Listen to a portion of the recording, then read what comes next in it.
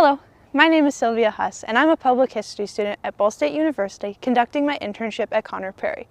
Right now, we're standing outside of the Conner House. The two-story brick house was built in 1823 for William Conner and his wife Elizabeth Chapman. The house is made of brick thought to have been made on site because there have been pieces of brick and kiln found on property. The Conner House has had many owners, and in 1934, Eli Lilly bought the house and had restorations done to it sometime in the 1930s. Conner Prairie has conducted restorations in 1984 and in the 1990s. There used to be a back porch facing the landscape built during the Eli Lilly restoration. During the 1984 restoration by Conner Prairie, it was removed because it was not historically accurate. A ramp was eventually added for accessibility. This house is an I house, and they are most known in Indiana, Iowa, and Illinois, but can be found anywhere. I houses have 2 stories, are 1 room deep, and are no less than 2 rooms wide, and have a side-facing gable roof. This building is an example of this, with variations. For example, the kitchen does not go along with the usual form of an I house because it's on the side of the house. The Conner House has a cross gable roof, not a side-facing gable roof. A gable roof is a popular design that has a triangle shape to it. The Conner House has this type of roof because of the kitchen. The gables of the kitchen roof cross over with other parts of the house. The flooring throughout the house is thought to be 80 to 90% original, excluding the kitchen. The downstairs flooring is made of ash, and the upstairs is made of chestnut. Ash wood was used because it is both durable and flexible, and chestnut was used because it is rot resistant. According to Eli Lilly, some of the flooring in the kitchen needed to be replaced, and the kitchen needed to be completely rebuilt during the 1930s restoration. They used as much of the original material of the house as they could. They found the kitchen fireplace had been bricked up by previous owners, and they found a few smaller ovens inside a larger beehive oven, which had also been covered over. A small room above the kitchen was also discovered by the workers during this restoration. The stair rails are made of walnut, and the other woodwork in the house is made of poplar. The banisters are made of walnut because of the durability and the beauty of it. Poplar is a popular choice for woodwork because it is durable. The mantelpieces throughout the house are all original except for the one in this bedroom. Historically, the mantelpieces throughout the house would have been darker in color. The reason they aren't is because during the restorations, they liked the lighter color better. During the Lilly restoration, steel bracing was added to the house. These are long bolts and washers located in the lower floor ceiling and the upstairs floor.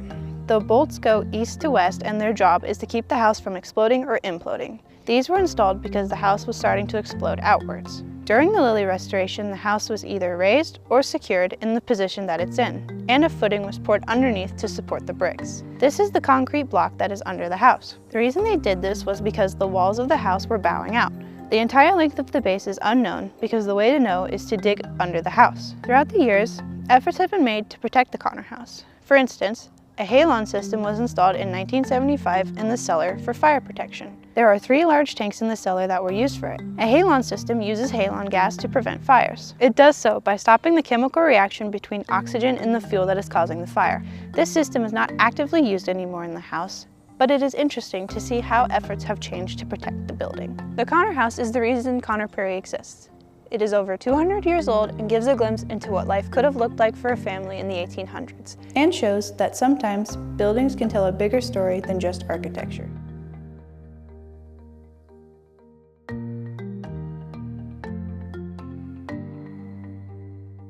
Hello, my name is Sylvia Huss, and I am a public history student at Ball State University conducting my internship at Conner Prairie.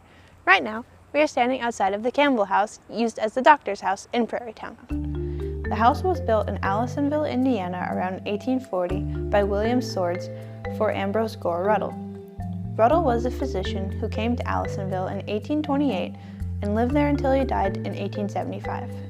When the house was brought to Conner Prairie from Allisonville, it was brought here in 2 pieces on the highway. The floor in this house is tongue and groove and has a square edge. Tongue and groove flooring is durable wood flooring with a protruding tongue and concave groove. These fit together like puzzle pieces. It was found that the foundation of the house was made up of brick perimeter supporting the large hand-hewed beams which were serving as floor joists. The ceilings and the stud-constructed side wall interiors throughout the house are made of plaster. Plaster is used to cover walls, ceilings, and partitions. It is put on wet, then it dries. It is usually a composition of lime or gypsum, water, and sand. There are 3 fireplaces in the house. One in the parlor, one in the dining room, which was originally connected to the kitchen fireplace through the wall, and one in the bedroom.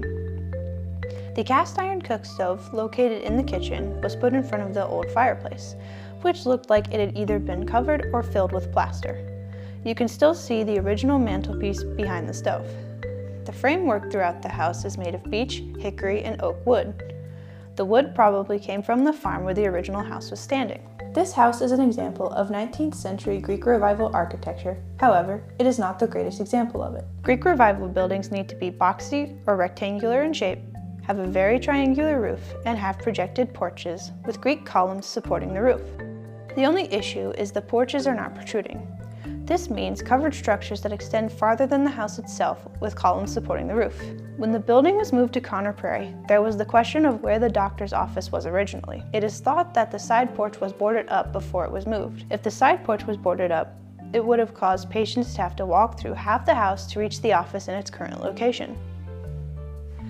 It might also not have made sense that the bedroom was right next to the doctor's office.